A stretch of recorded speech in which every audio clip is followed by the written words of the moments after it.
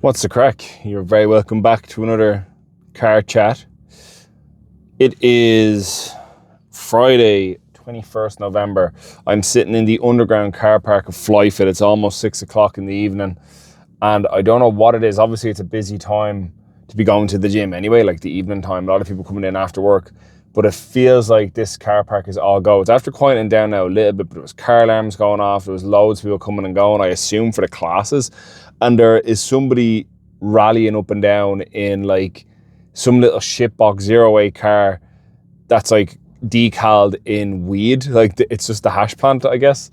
Weed plant, whatever the fuck. So yeah, it's all go here.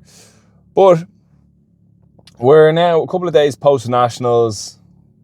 You know, I've had the time to reflect on the comp. I won't spend too much time talking about it because the last 3 ones of these I've posted a bit about nationals. But overall, still extremely satisfied with the experience. And a few of you may know I had bought a ticket to do the December Open in City Gym as well.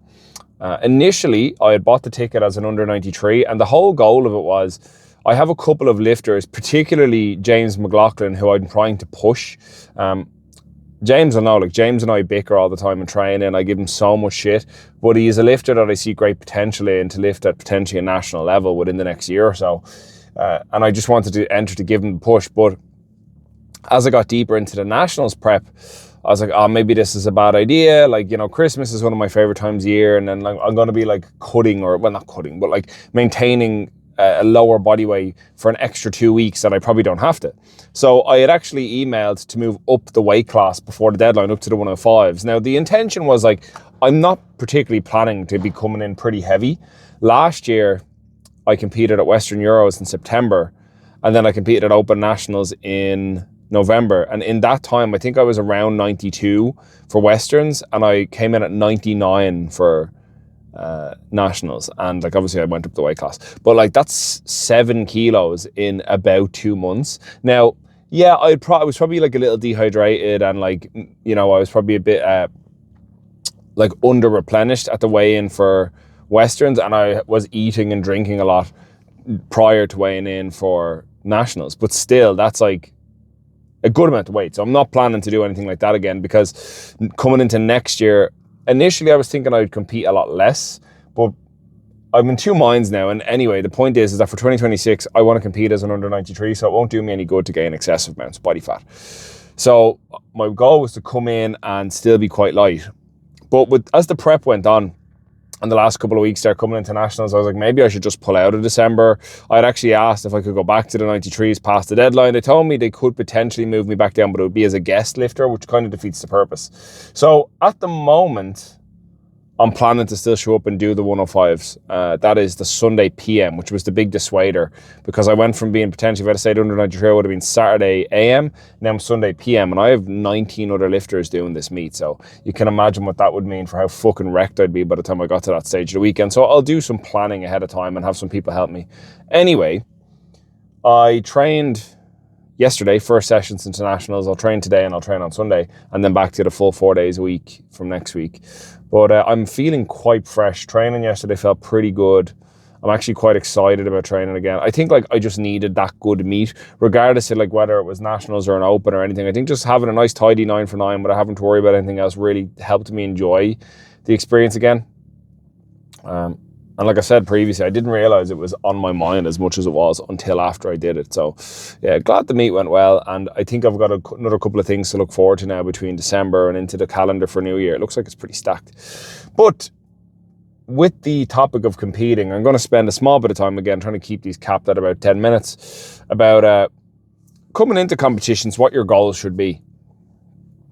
And if you are a long-time listener, if you listen to the Iron Mindset podcast when I was doing it regularly, I will get it back. I am currently trying to find a way to run it in my current schedule, potentially in the West Side studio, but just haven't managed to work out the logistics with the people that record yet. Anyway, I had Connor Campbell of Odyssey Strength on before, and he uses this expression, and he's done it to death now, and I've probably aided in that and doing it to death, but it is a good expression, and it's topical. It's, if you chase 2 rabbits, you lose both, right? So in competition, sometimes you'll have that unicorn meet. You PB everything.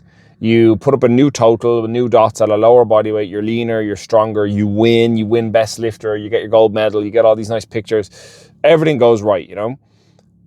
But those are extremely, extremely rare. So usually coming into a competition, the best thing to hope for is one specific goal. So for nationals, my one goal was I wanted to go 9 for 9. It would be the first time in 5 years I'd have gone 9 for 9. So I was like, I just want to have a 9 for 9 meet.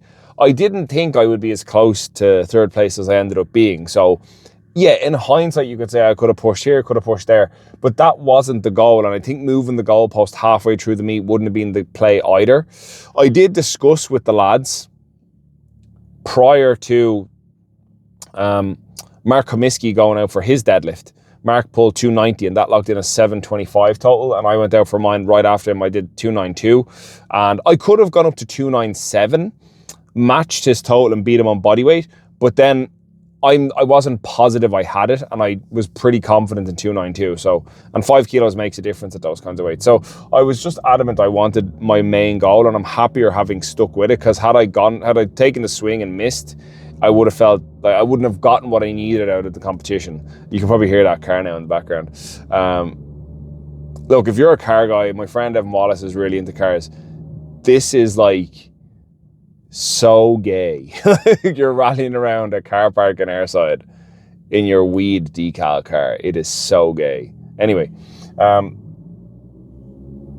losing my train of thought. So I've had it in the past where I've had lifters come into meets where they have a good chance of like podiuming in their weight class. Like it's an open meet. Let's say there's only 3 or 4 lifters in a given weight class. This person has a chance of being on the podium. And they end up shooting themselves in the foot because they unnecessarily cup for the meet because they want more dots or Wilks or GLP, which they don't need. It's a total meet after all. They go for attempts that are personal best rather than safe attempts that guarantee them more kilos on the total. And again, total is what wins. And they want to, like, there's a number they've chosen they want to hit despite that number potentially being out of reach. So people will tend to pedestalize certain numbers and say, this is the number I want to get at this meet, even though it might not be necessary for them to do their best. A good example I have of somebody who listened before was I just edited the video for the July Open. If you haven't watched it, go and look at it. It's on the channel. I had Nadine Cooney, who I didn't actually have any footage for that meet, unfortunately. But Nadine was listened at that meet. She ended up on the podium. And she didn't PB any lifts. It was all just about running a race and guaranteeing what you needed to do to be on the podium. And I guarantee if you do that enough times, you will see greater success than constantly swing for the fences. Now, that's not to say there isn't a time where swinging for the fences is the right choice. There is, particularly if there's something on the line. But like, so for example, if you're in a position like I was at Nationals and you could load that extra 5 or 7.5 kilos and that puts you on the podium, that gets you international invites, maybe that is the time to do it. But generally speaking, if your goal is to come in and go 9 for 9, that is probably going to give you the best success. If your goal is to compete in a new weight class, anything you do in that weight class is going to be a PB because you've never competed in it before. If your goal is if you've been off the platform for over a year, anything is good because you haven't competed in a while. If you are coming back off an injury, again, if you can even compete anywhere near the level you have before, that's already a win. So this is not to discourage you from taking risks, but it's about it's like a child or something near me. They must be above, it must be hugs and heifers. Anyway, so bizarre. Do you know what? I thought this would be like a lovely quiet place to sit down and do this. This is like the fucking noisiest shit I think I've done one of these. I've literally sat outside the entrance to the gym recording one of these last time and I didn't get disturbed this much.